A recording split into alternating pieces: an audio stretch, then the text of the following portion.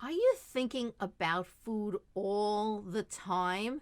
Do you think to yourself, how can I stop obsessing about food? That's the topic of today's episode on the Diet Free Zone show.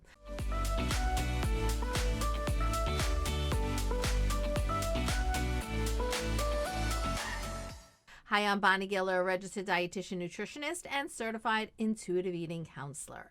All right, so do you find yourself thinking about food all the time? Do you think about what you ate yesterday, what you're eating now, what you're going to eat later, what you might eat tomorrow? Do you think about how what you eat is going to affect your body, your shape, your weight?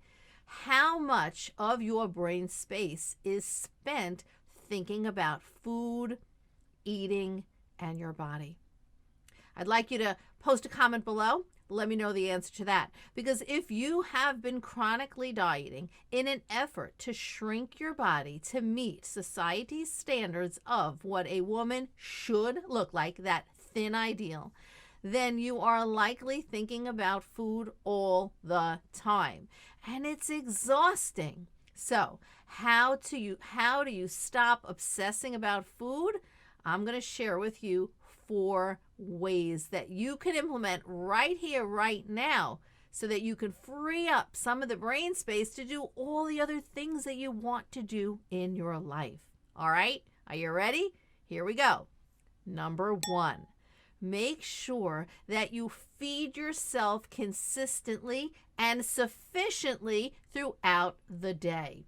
Hands down, one of the main reasons that you're thinking about food all the time is because you're not eating enough. If you've been pulling back, if you're restricting your caloric intake in an effort to lose weight, then you are going to have increased thoughts about food. That restriction that you're feeling ultimately is going to lead to feelings of deprivation. And ultimately, those feelings of deprivation will lead to what we call rebound eating, overeating, and binge eating. And then the cycle of guilt and shame and frustration. So, very first thing that you want to do is ask yourself, am I eating throughout the day sufficiently to fuel my body? Am I eating consistently? If not, I would say, let's get to that. Number 2, you might be full when you eat your meals, but you're not satisfied. Consider the types of foods that you're eating. If you're eating foods that are bulky, let's just think big leafy green salads, which are yum, or you're eating foods that you think you should eat and they are maybe a little bit lighter foods, or you're eating foods that, they're okay, you don't really like them, but it's like passable, so you'll eat them. These are all reasons why you may be full in your belly, but not in your mind. So satiation is not just what you're feeling in your stomach, but it's in your mind as well. So you are full.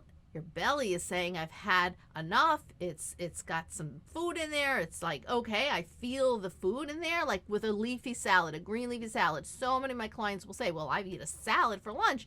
And I ask them, well, do you think that's enough for you? And they'll all of a sudden, oh yeah, I'm full.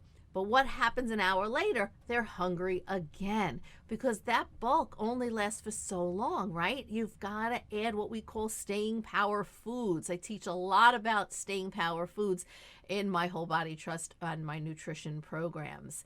Or you're just, eating things that you think you should be eating, and it's not satisfying you psychologically. So take a look at what you're eating. Take a look at the sustainability of the foods you're eating. Do you like them? Do they satisfy you, not just in your belly, but in your brain? All right, number 3. The third reason why you don't stop obsessing about food and what you can do to help you stop is to neutralize all foods. So you very likely are still labeling foods as good and bad, right? Well, we need to neutralize these foods. Now, I get it. It isn't so easy to do that if you're coming from a history of dieting, but you absolutely, as part of the intuitive eating process, can work to look at these foods and say, you know what? Okay, this apple is emotionally equal to the apple pie. No one food is elevated for you to such a high level that it is a trigger for you. So, are you still labeling foods as good and bad, healthy as unhealthy, can eat, can't eat, should eat, or shouldn't eat? Check it out. If you are, we got to get back to the drawing board and work on rejecting that diet mentality and get rid of the food police. All right, number 4.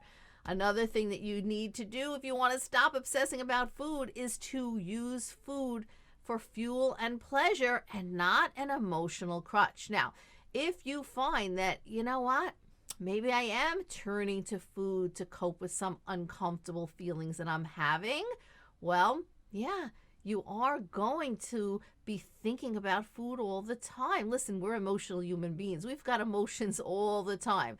And sometimes we do want to have a little ice cream or, maybe a cookie to satisfy us, to soothe us if we're feeling sad.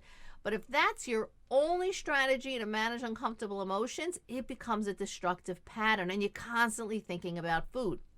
And so take a step back and consider, do you have other tools in your toolbox to manage emotions? If not, it's time to get working on understanding what you're trying to fill with food. There must be some void, something happening in your life that you're using food to fill. And we can totally do that together in the Total Food Freedom Program. That's my emotional eating deep dive program. If you're interested, just check out the link below. So these are 4 things you can do to stop obsessing about food and reasons why you are obsessing about food. Again, number 1, you want to consider, am I eating consistently throughout the day? Number 2, am I full but I'm not satisfied? Let me explore and become satisfied, not just in my belly, but in my mind. 3, am I labeling foods good and bad? Let me work on neutralizing those foods. And number 4, am I using food as an emotional crutch? If so, let me work on understanding the emotions that are my triggers. Let me learn to customize some strategies to manage those feelings and learn how to feel feelings and ultimately allow food to be pleasurable as well as providing fuel. All right, so let me know what resonates with you below. If you like this video, please give it a thumbs up. And don't forget to subscribe to the channel so you can get notified every time a new episode of the Diet Free Zone show drops. In the meantime, head to my website, dietfreeradiantme.com, for more information and resources on intuitive eating. I will see you in the next video.